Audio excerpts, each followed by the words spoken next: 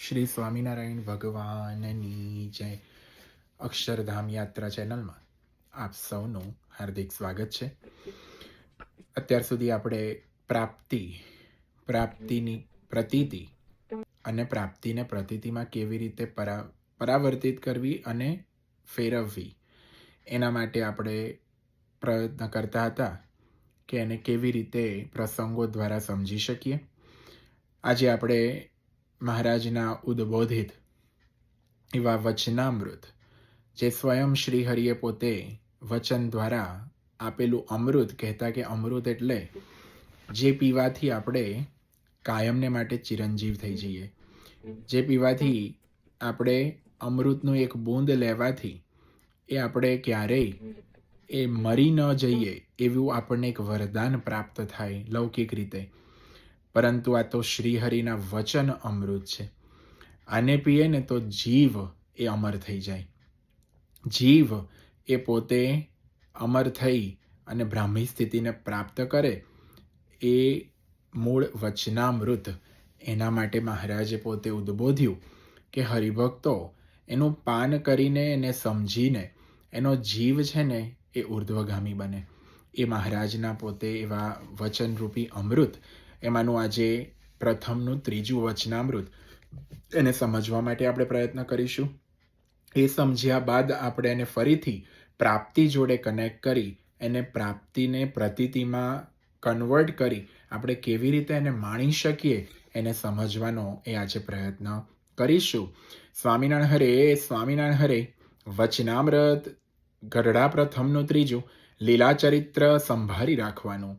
સ્વામિનારાયણ હરે. સંવત 1876 માક્ષર સુધી 6ને દિવસ શ્રીજી મહારાજ શ્રી ગરડા મધ્યે દાદા ખાચરના દરબારમાં રાત્રિને સમય વિરાજમાન હતા અને સર્વ શ્વેત વસ્ત્ર ધારણ કર્યા હતા ને પોતાના મુખારવિંદની આગળ મુનિ તથા દેશ દેશના હરિભક્તની સભા ભરાઈને બેઠી હતી. પછી શ્રીજી મહારાજ બોલ્યા છે, જેને ભગવાનની મૂર્તિ અંતરમાં અખંડ દેખાતી હોય તેણે પણ ભગવાને જે અવતારે કરીને જે સ્થાનકને વિશે જે લીલા કરી હોય તે સંભાળી રાખવી અને બ્રહ્મચારી, સાધુ તથા સત્સંગી તેની સાથે હેત રાખવું અને સર્વને સંભાળી રાખવા. તે સારું છે. કદાપી દેહ મૂક્યા સમયે ભગવાનની મૂર્તિ ભૂલી જવાય તો પણ ભગવાને જે સ્થાનકને વિશે લીલા કરી હોય તે જો સાંભળી આવે અથવા સત્સંગી સાંભળી આવે અથવા બ્રહ્મચારીને સાધુ સાંભળી આવે તો તેને યોગ્ય કરીને ભગવાનની મૂર્તિ પણ સાંભળી આવે અને તે જીવ મોટી પદવીને પામે અને તેનું ઘણું રૂડું થાય. તે માટે અમે મોટા વિષ્ણુ યાગ કરીએ છીએ તથા જન્માષ્ટમી, એકાદશી આદિક વ્રતના વર્ષો ઉત્સવ કરીએ છીએ અને તેમાં બ્રહ્મચારી, સાધુ, સત્સંગીને ભેળા કરીએ છીએ. અને જે કોઈ પાપી જીવ હોય અને તેને પણ જો એમની અંતકાળે સ્મૃતિ થઈ આવે તો તેને ભગવાનના ધામની પ્રાપ્તિ થાય. ઇતિ વચનામૃતમ. એવી રીતે ગરડા પ્રથમ પ્રકરણનું ત્રીજું વચનામૃત જે તે થયું. મહારાજ અહીંયા આગળ બહુ જ સુંદર વાત કરે છે. પ્રાપ્તિને માણવીને એમાં પ્રાપ્તિને માણવા માટેનો એક પરિબળ બીજો પણ અહીંયા આગળ મહંત સ્વામી મહારાજે આપણને સમજાવ્યો છે, એ છે મહિમા. અને અહીંયા આગળ મહિમાની વાત મહારાજ લીલા ચરિત્ર તો સંભાળવાના જ છે, પરંતુ મહિમાની વાત પણ કરે છે. મહિમાની વાત કેવી રીતે કરે છે કે ભગવાનની મૂર્તિ ભૂલી જવાય.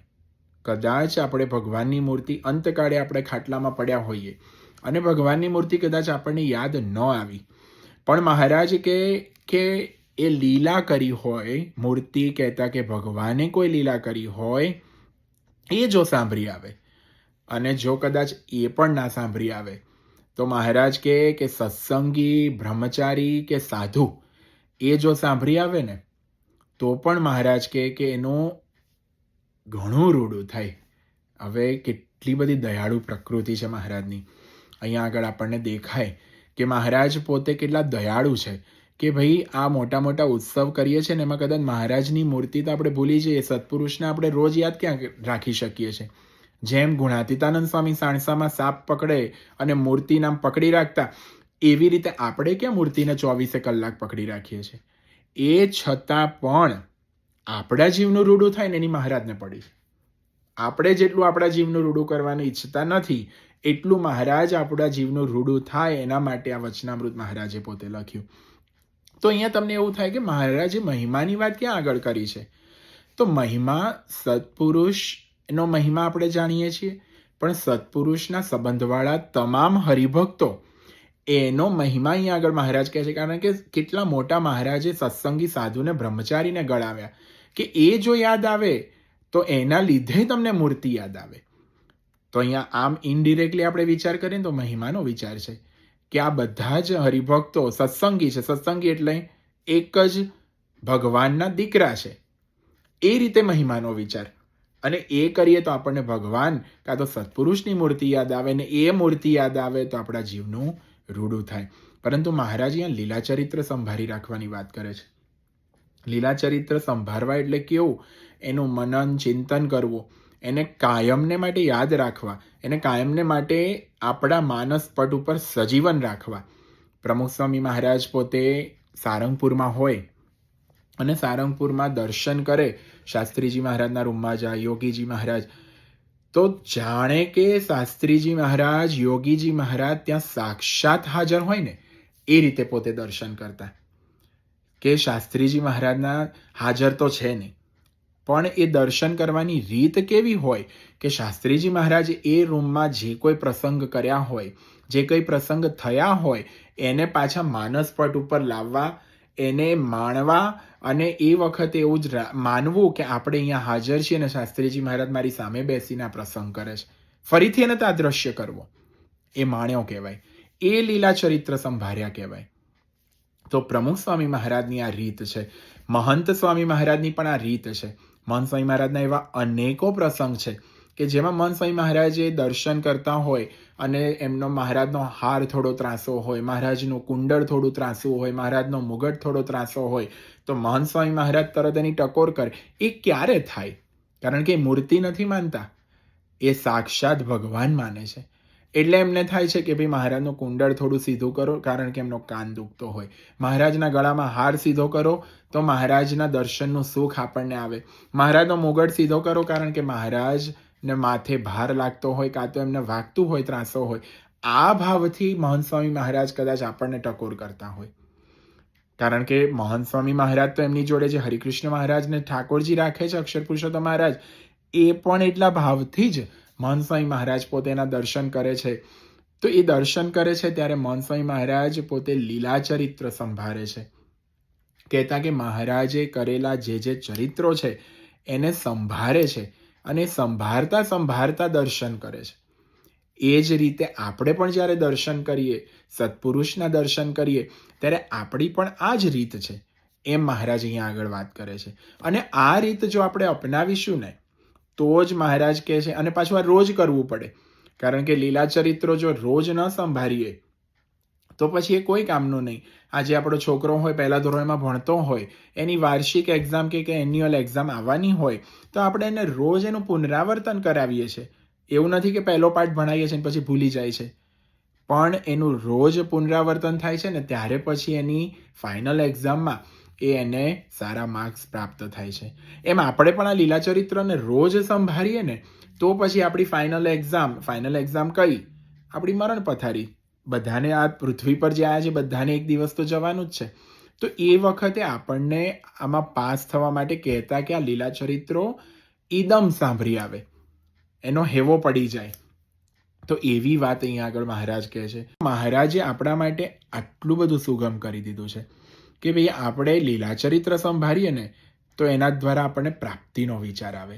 કારણ કે લીલાચરિત્ર સંભાળવા હોય તો એની પ્રોસેસ શું છે કે આપણે ભગવાનના લીલાચરિત્ર સંભાળવા છે તો પહેલાં તો એનો મહિમા સમજવો પડે કે આ કોણ મળ્યું છે. આ પૂર્ણ પુરુષોત્તમ નારાયણ મને મળ્યા છે, આ બીજા કોઈને મળ્યા નથી, અને આ બ્રહ્માંડમાં એક જ વાર આવ્યા છે ને હવે ફરી આવવાના નથી.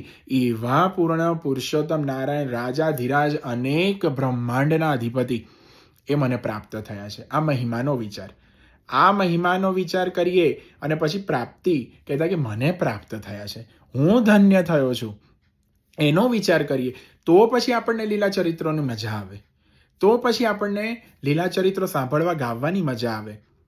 આજે અમેરિકા આપણે આવવાનું હતું તો ઇન્ડિયાથી જ આપણે આ અમેરિકાની પ્રાપ્તિને અનુસંધાનમાં રાખેલી કે અમેરિકા જઈશું, ડોલર કમાઈશું, લીલી નોટો કમાઈશું, 1/80 થશે, ઇન્ડિયામાં બંગલો બાંધીશું, અમેરિકામાં પણ વેલસેટ થઈશું. આપણને ઓલરેડી આ પ્રાપ્તિને આપણે ત્યાંથી જ જાણતા હતા. એટલા માટે આપણે અમેરિકા આવ્યા. અમેરિકા આવીને આ પ્રાપ્તિને આપણે માણી ચાલુ કરી. કેવી રીતે? તો ધંધા, રોજગાર, આ પ્રાપ્તિને માણવાનો આપણે એક વ્યવસાય કર્યો કે આપણે રોજ આ કરવું છે અને એને માણીએ છીએ અત્યારે. કેવી રીતે? તો સારી રીતે સેવા થાય છે, સારી રીતે લૌકિક કાર્યો થાય છે, આપણે જે કમાઈએ છીએ સારી રીતે વાપરી શકીએ છીએ. તો પ્રાપ્તિમાં પણ આ સેમ પ્રોસેસ છે.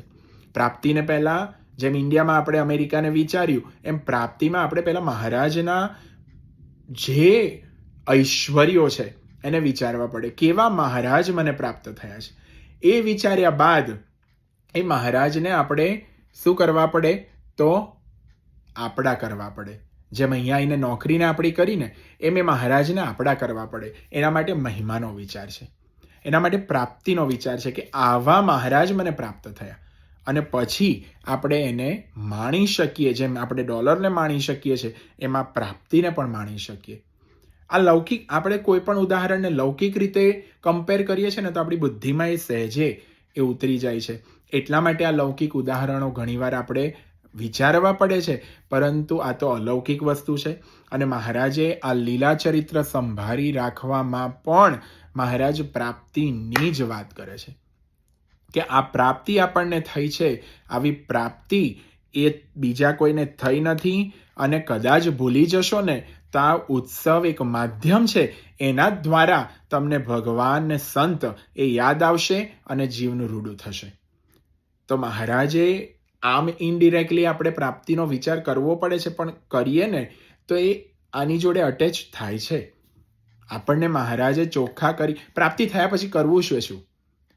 તો પ્રાપ્તિ થયા પછી એને છતી દેહ તો માણવી છે, પણ એ પછી આપણે અક્ષરધામમાં જઈએ, છતી દેહ અક્ષરધામ માણીએ અને અક્ષરધામની પ્રાપ્તિ કરીએ. આપણે સૌનો ગોલ છે. તો એ પ્રાપ્તિ દ્વારા થતું હોય તો મહારાજ અહીંયા આગળ એ જીવનું રૂડું કરવાની જ વાત કરે છે.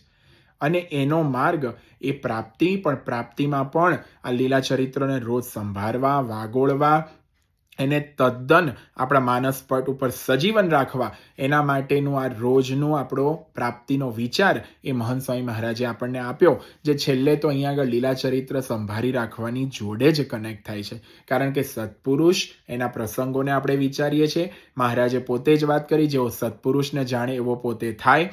સત્પુરુષને કૂતરા જેવો કામી જાણે તો પોતે કામી થાય, નિષ્કામી હોય તો પણ કામી થાય. તો મહારાજ અહીંયા આગળ એ જ વાત કરવા માગે છે. એ આપણે પ્રાપ્તિના વિચારમાં એને પરિવર્તિત કરીએ, એને સમજવાનો પ્રયત્ન પ્રાપ્તિના વિચારથી કરીએ. અને આજના દિવસે મહારાજને ખાસ પ્રાર્થના કરીએ કે મહારાજ તમારા વચનો એ અમને સારધાર એ સમજાય અને પાર પાડી દઈએ એવી અમારામાં બુદ્ધિને શક્તિ આવે. એ પ્રાર્થના સાથે આપ સૌ આ ચેનલને સાંભળો છો તો આપ સૌ લાઈક અને સબસ્ક્રાઈબ કરો એવી વિનંતી સાથે આજનું આ પ્રવચન અહીંયા પૂરું કરીએ. શ્રી સ્વામિનારાયણ ભગવાન.